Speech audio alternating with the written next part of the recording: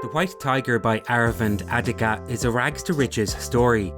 It tells a tale that I'm sure you're already familiar with, one of a country bumpkin who goes to work in the big city, where he eventually overcomes a number of obstacles to make it to the big time.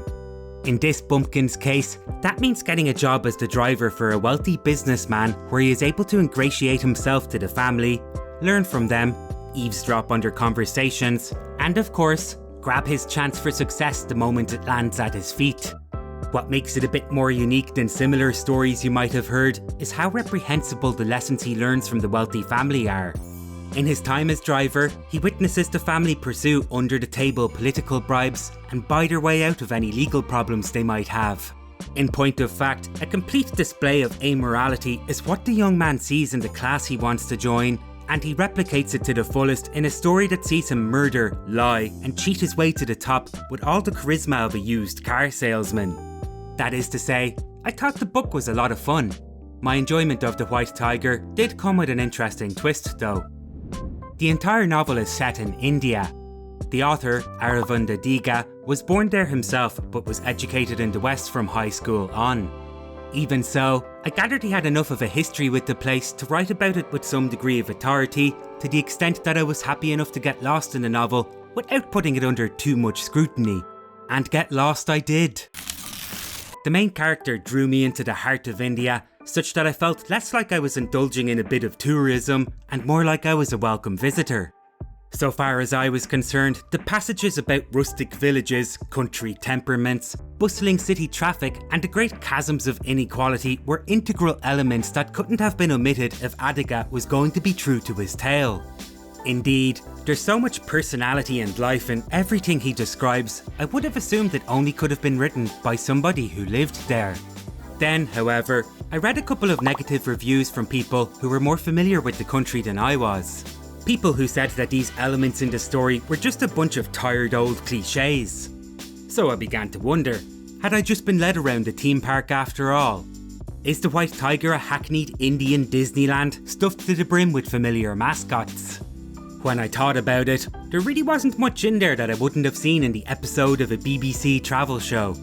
Moreover, the accusation that the novel was built around a bunch of well-worn tropes was a pretty familiar concern for me. As an Irish person, I know all too well the kind of hokey stories that can be produced about my country, both by people from abroad and other Irish people aiming to cash in on the Hollywood idea. Just a few months ago, a trailer for a movie called Wild Mountain Thyme went viral in Ireland for how bad it was in this regard.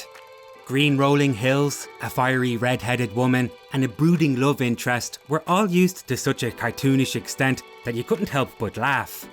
The movie was filmed in Ireland, sure, and we really do have green rolling hills and fiery red-headed women, but it was so clearly written for an audience who had little interest in getting to know the country beyond these well-known tropes that it might as well have been set in a fantasy fairyland, more akin to Tolkien's Middle-earth than anything I would have grown up with.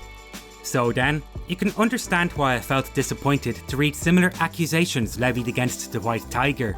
Though I have to say, it didn't really spoil the experience for me, it just put it in another light. The White Tiger is unapologetic about its protagonist's sins, yet I was sympathetic to him even as he committed so many horrendous acts.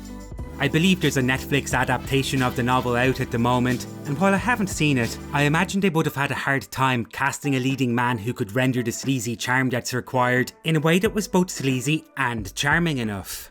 This is the strongest aspect of Adiga's writing, I think. While he might dip into a pile of stock photography to create a cartoonish picture of India, the vibrant internal life of his protagonist always shines through. What's more, the pitiless sense of humour with which the beats of the story are delivered, set alongside the optimistic worldview espoused by the narrator, left me feeling like I'd experienced something distinctly Indian. It's hard to imagine, for example, an Irish style of literary murderer smiling wanly to himself and stating that that's just how the world is. More likely he'd find some rationale to blame the entire affair on his alcoholic father. That said, I'm probably not the right guy to confirm whether the traits I've described here can be ascribed to the entire Indian nation.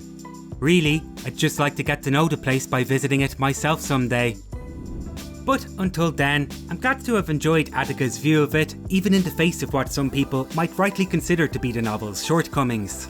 Besides, I've actually liked some of those picture postcard stories of Ireland, so a handful of hackneyed traits were never really going to ruin my enjoyment. I think it's just important to take these type of things with a grain of salt. Make sure to sprinkle some on your copy of the book if you decide to pick it up, and check out my video on In Cold Blood if you'd like to learn about another murder story that contains a few embellishments of its own. Until then,